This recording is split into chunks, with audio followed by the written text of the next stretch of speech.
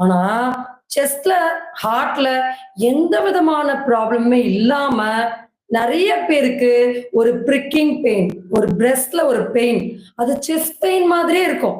So நமக்கு ஹார்ட்ல ஏதாவது ப்ராப்ளம் இருக்குமோ அப்படின்ற டவுட்ஸ், அப்படின்ற ஃபியர், அப்படின்ற ஒரு பயம் இது நிறைய இருக்கும். ஸோ நம்ம அத பத்தின ஒரு கிளாரிஃபிகேஷன் தான் இந்த பதிவுல பார்க்க போறோம்.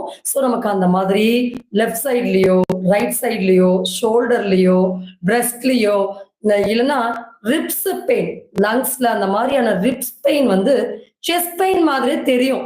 ஸோ நம்ம அதனால கிளாரிஃபிகேஷன், நம்ம இந்த மாதிரிலாம் பெயின் வந்தா ஏதாவது ப்ரிகாஷன் பண்ணிக்கலாமா? So can we prevent future problems? ஹார்ட்ல வரக்கூடிய கார்டியாக் அரெஸ்ட் போன்ற சடன் அந்த இம்பாக்ட் அதெல்லாம் நம்ம குறைப்பதற்கு முன்னாடி ஏதாவது ப்ரிகாஷன் இருக்கா? ஸோ நம்ம எந்த வகையில நம்ம நம்மள வந்து ரெடி பண்ணிக்கணும்?